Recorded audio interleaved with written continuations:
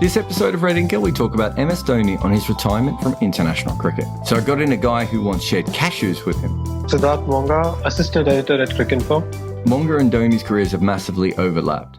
And so I thought he was an ideal person to come in and talk about MS Dhoni, who, other than just being good, is one of the more fascinating cricketers because of the way he played his game. We talk about Ranchi, outsiders, keeping, Chennai, and just how much Indian cricket changed when he was around.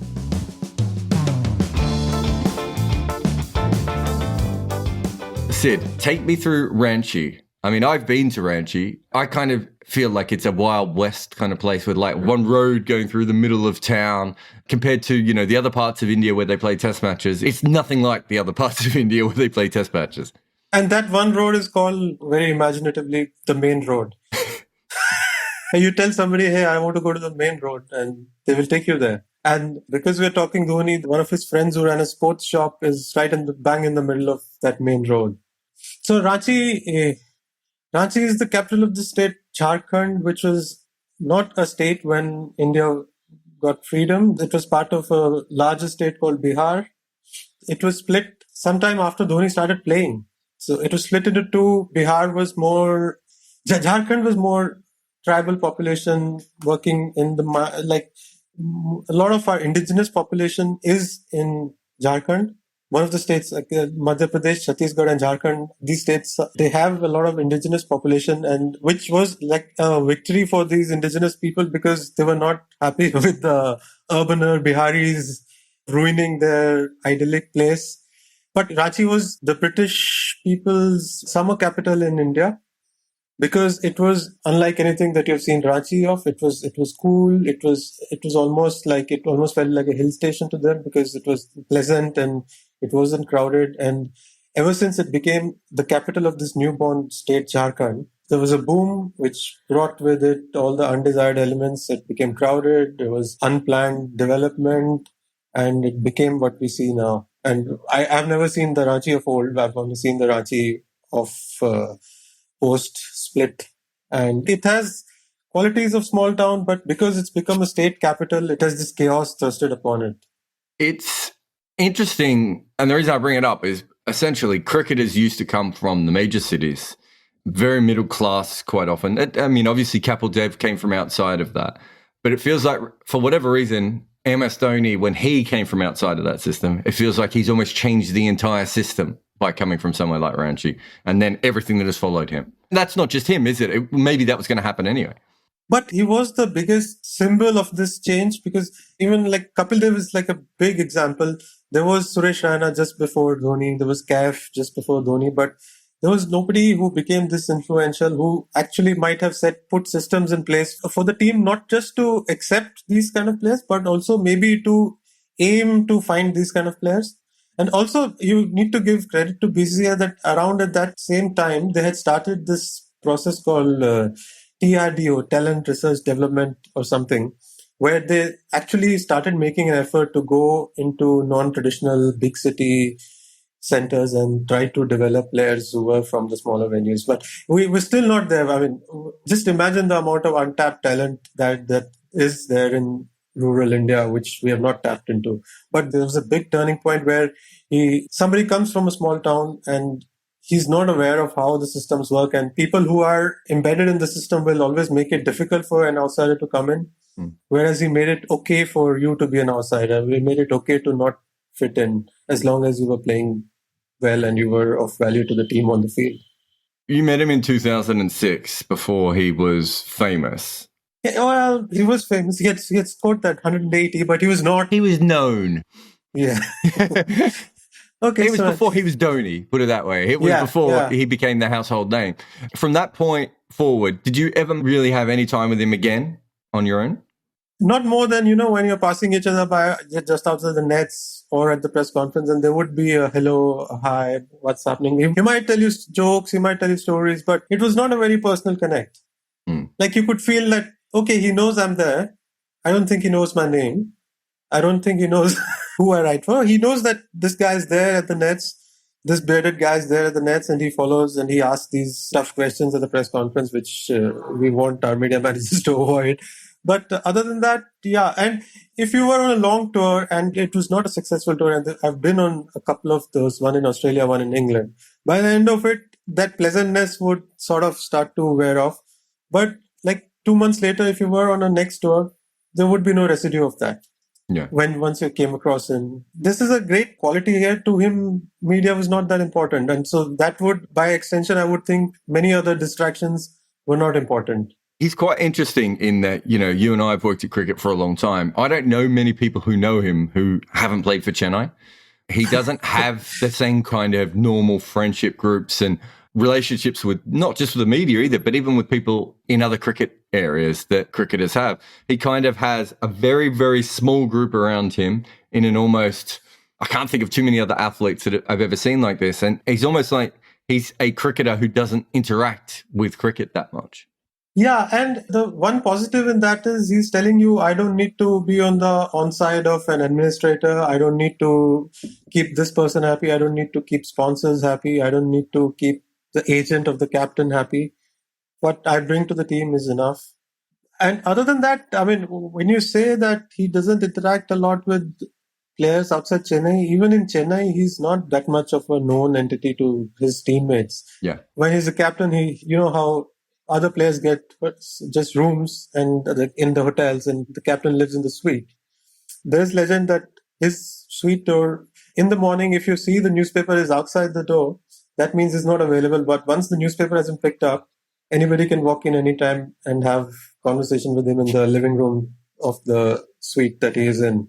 But still, people don't know him. Maybe he is a reserved person. Maybe he's not comfortable with all that attention and he doesn't know how to express it. I find it very interesting in that way. He seemed to distrust the way that Indian cricket was run when he got there. And that was what your original interview was kind of about. But is that because he came from Ranchi and he had no contacts and he didn't understand? Or was there something else that made him distrust the way that Indian cricket was in that period?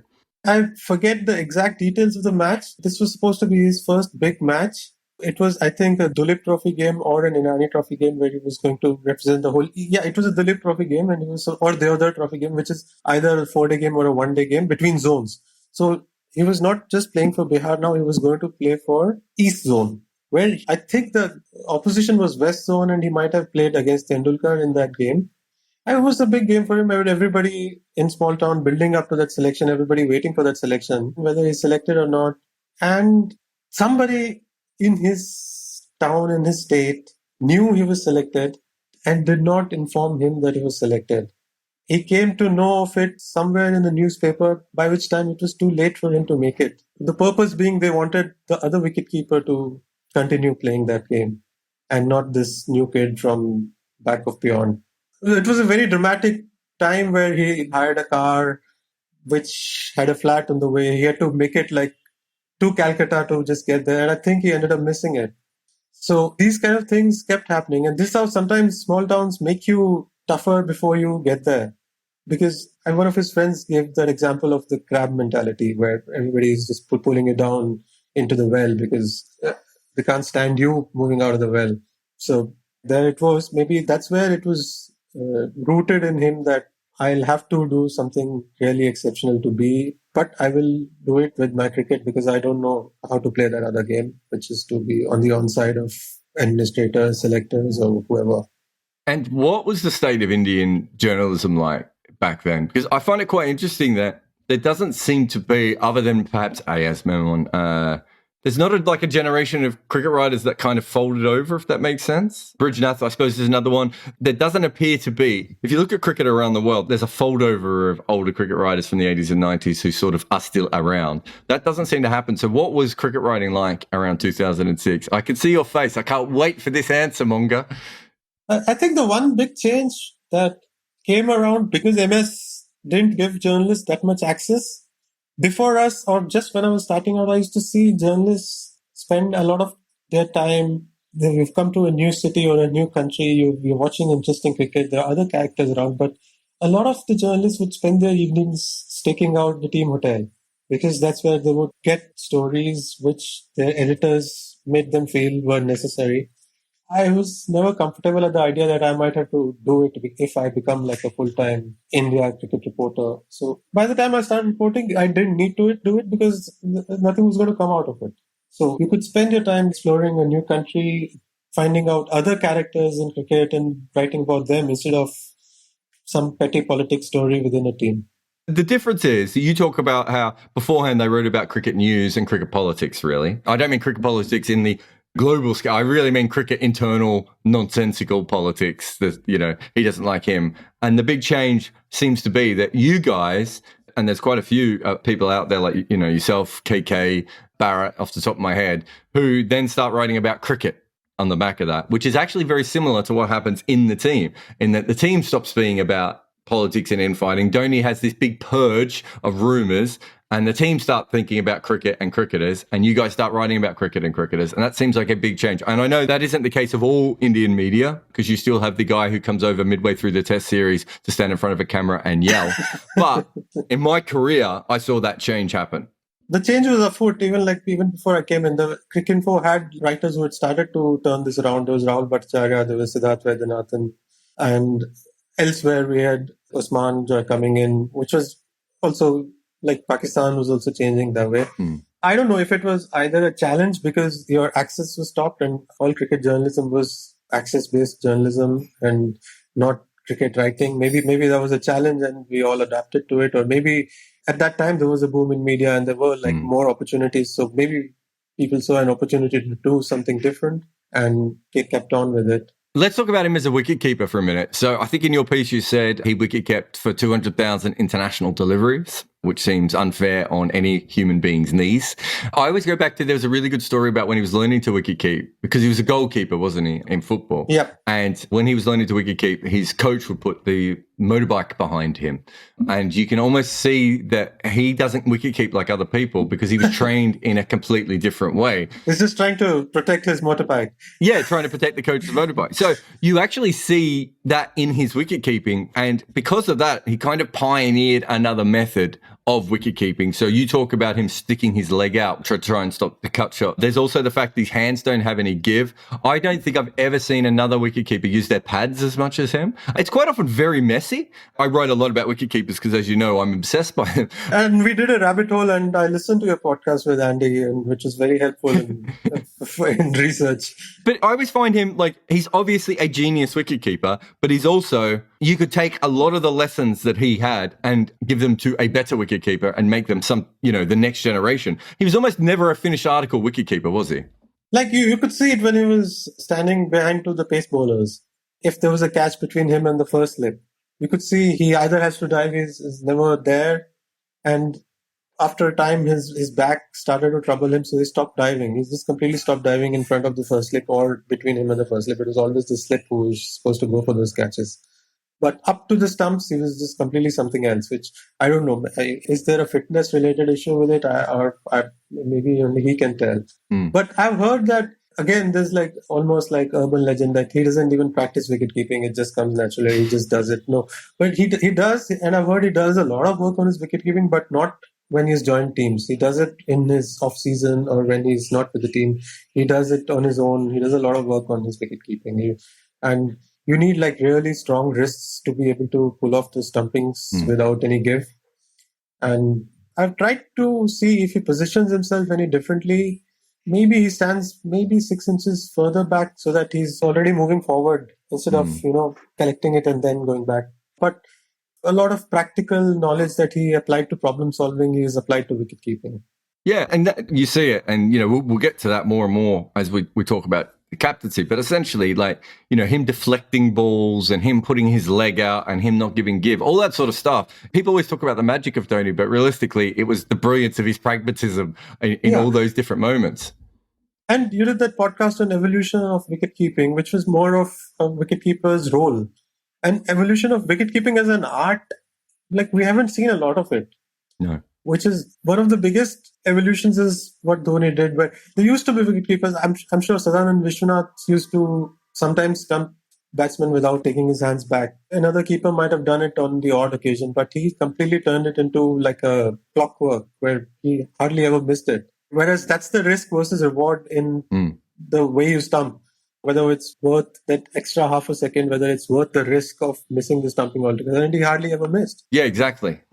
Talk about his batting then. I think he's underestimated as a test batsman because he was so much better at white ball cricket. Yeah. At home, he's good enough to be number 6. Maybe not at the start of his career, but 4-5 years into his career, having played 30-40 test matches, he was good enough to be a number 6. And he showed it in that series against Australia. I think it was the third innings, which is usually where you lose tests in India. He scored that double hundred and took that. It was a series-defining knock. In India, he had such batting riches. He was never required to play those kind of innings where he's rescuing you, but he was just setting up declarations. So you didn't see him. He was a very good player of spin. And even away twice on that England tour, 2007 and again on the next 2014 tour, he was the second best batsman in the team. Yeah. I think because he sort of came on the back of Gilchrist, and Gilchrist had been so transformative, and Dhoni was so good in white ball cricket, we kind of expected Dhoni to be like Gilchrist. And it's like, if you actually look at the raw numbers, he's an all-time great wicketkeeper batsman in Test cricket. But I don't remember that ever being the argument. Do you? No, he's not appreciated for his batting on those tours of England or even in South Africa. He had like a very good 90, before which India had got bowled out for 136. So that's when the turnaround started on that 2010-11 tour. His batting, yeah, you're right. It's not spoken about because there's so many other things about Dhoni that we distract ourselves with. It's his batting that doesn't get spoken about. So if you look at his place in cricket, so he's basically top tier Hall of Famer in ODI cricket. Oh, definitely. Yeah. All-time ballot there. That's not even a problem. In T20 cricket and Test cricket, he's probably slightly lower down the pecking order until you bring in his captaincy. Now, captaincy is one of those weird things. And you talk about it. I wrote about it recently about how people think of him as this magic captain. And realistically, when you break down almost everything he does, the real magic of MS Dhoni is his ability to break down everything pragmatically at all times. I don't think I've ever come across a captain, and Owen Morgan might be one of the few that I've ever seen, certainly of recent times, who have the ability to actually just think about the entire game in one moment. And to take the risk only when being fully aware that you're taking a risk. Most of the times he takes a risk when he has exhausted all his pragmatic options. Yeah. Before that, I would wanted to say that as a T20 batsman, he might be slightly overrated. I just think he played on a bit long. I don't think he was overrated in his peak. I think in his peak, he was still a very good player. We think of him as this breath of fresh air because we lived in cricket before him and after him. I think there's a lot of people who haven't done that. And if you look at it, he was playing a very old-fashioned version of T20 cricket when the rest of the world was not. And to be fair to Chennai, they were still winning. So it wasn't that he was wrong. It's just that the game had moved on. But maybe they were winning because of his other aspects that he brings to the team. I mean, I know for like the last 4-5 years, teams were happy bowling to him in IPL. Yeah, definitely. You could see that change. I want to talk about the most magic moment, which is obviously bowling Sharma in the final over of 2007. Because I don't think anything has ever happened in cricket that is more represented for what it was. Essentially, he did what most captains did, which was try and use your better bowlers early on. Yeah. And then he got caught out because Harbhajan Singh was having a shocker. And he was bowling to Misbah. If it had been another batsman, he might have still gone on with Misbah, with Harbhajan. You're right, yeah. He did the most pragmatic thing that maybe he was ahead of his time, where at that time people had not started saying 19 is the new 20, whereas now people are saying 18 is the new 19. Yeah. At that time, maybe they thought, because it was the first year or second year of international T20, people still thought maybe the 20th is the most important over. Whereas now we're like, you should have exhausted your best bowlers by the 18th, leave alone 19th. Don't you think before then, even in one-day cricket, I kind of feel that by that point, he was just following the trend more than setting it. But you're right. But within that, there's also the amount of times that you and I have been at games where he has been chasing. It's usually him chasing. And he has got so far behind the chase. So the 2015 World Cup, were you at that game? I was not there at the 2015 one. That press conference afterwards, like, for me, that was the most Dhoni moment of all time, where there's like, it was at the SCG, wasn't it? There's this ridiculous room where there was not enough room for all the human beings who wanted to ask Dhoni questions. And there was just people everywhere, and everyone was so desperate for him to give this big emotional thing. And he was just like, yeah, we don't have the team to chase down that kind of total. And that was that. And next question would be, yeah, but shouldn't you have done this? we don't have the team to chase out this total. And he just kept basically saying the same thing. And if you go back to 2 series that you and I were involved with, do you remember when they lost in England? Was it 2012? The Test series in England. 2011, I was not there in 2011. I was there in 2014. Oh, actually, no, it might have been 2014 I was thinking about, because you were definitely there. We did 4 end-of-match press conferences, and every time he basically said the exact same thing, which was, it's very hard to win in England without a seam bowling all-rounder. Yeah. Of which, of course it is. And the whole history of cricket, every team would like a seam bowling all-rounder. And it did try Stuart Binney, but you know what happens when you try Stuart Binney.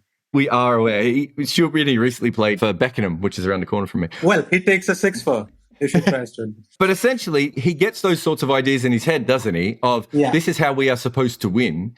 And he tries to fit the thing around that. In some ways, he's got this reputation of being incredibly attacking, but in some ways, he's incredibly negative and defensive in his mindset. And I don't mean that in a bad way, because it clearly has worked for him, but you can certainly see that in the way that he thinks. Yeah, and I think in his mind, he thinks, I have only so much energy. I cannot expand it on everything. And what I need is, I want 3 fit, fast bowlers who are not going to break down, who are going to be strong enough to bowl good areas in the 4th spell of the day, 5th spell of the day.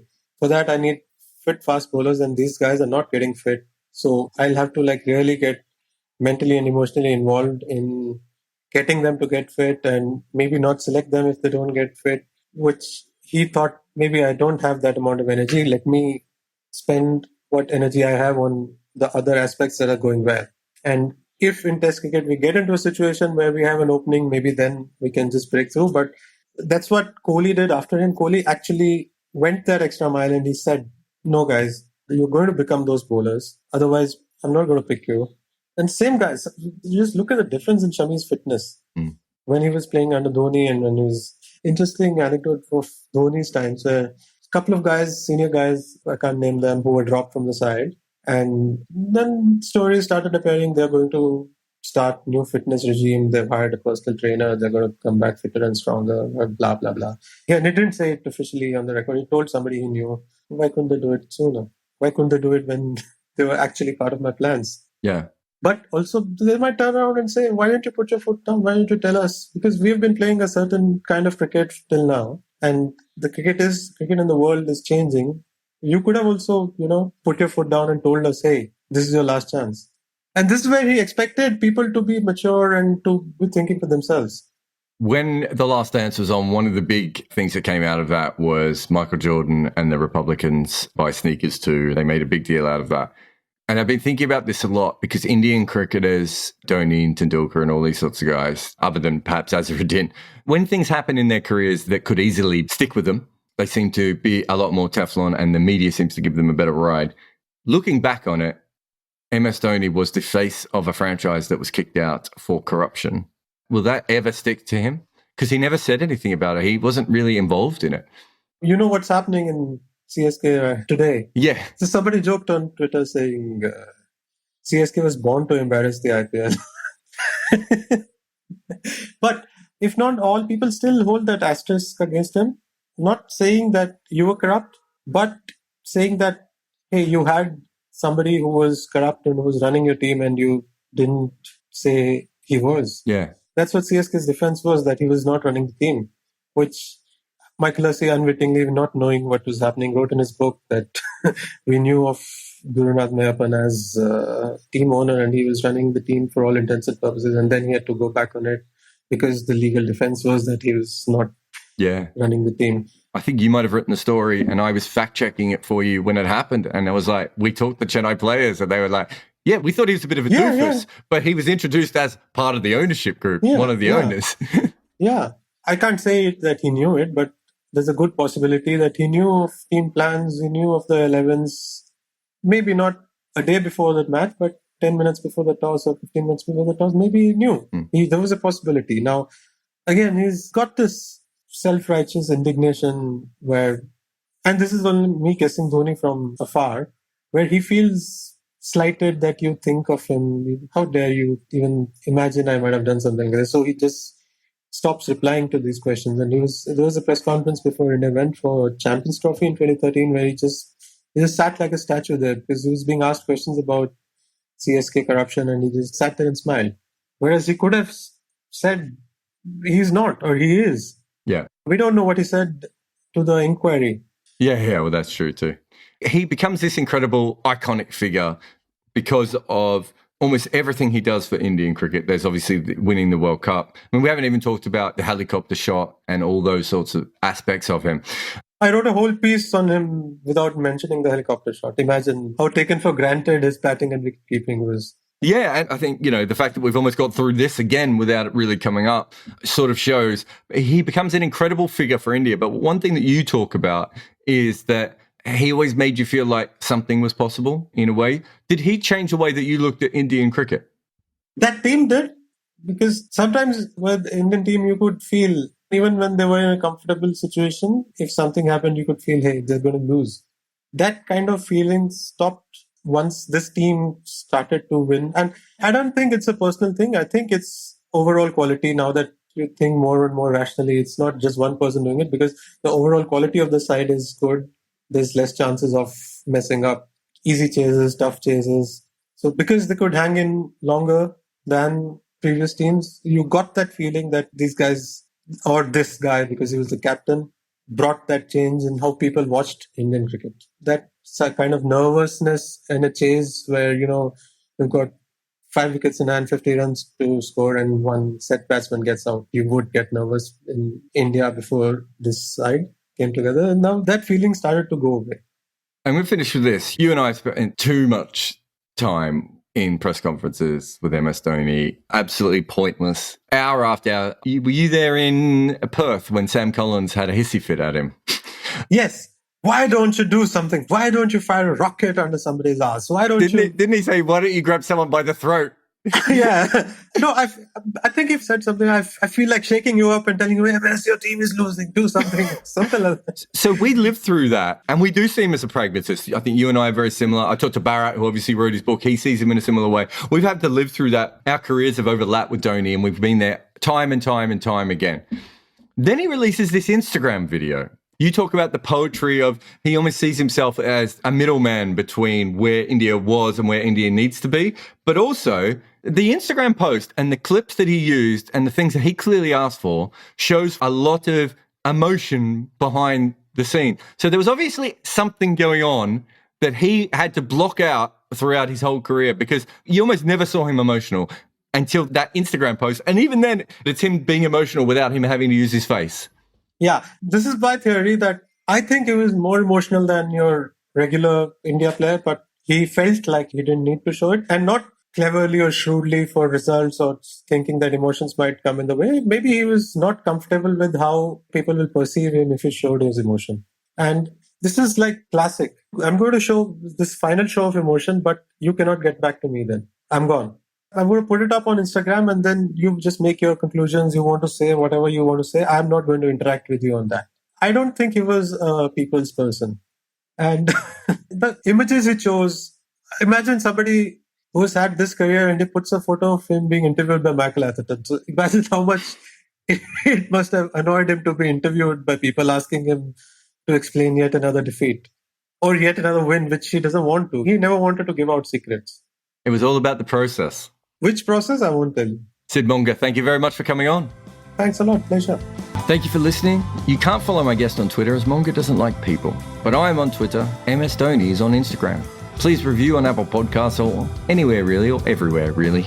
This podcast is made possible by the people who support us at Patreon. So thank you all so much. Red Inker is made by me, Jarrod Kimber. Nick McCorriston loves your ears. And our theme tune is called The Prisoner by the Red Crickets.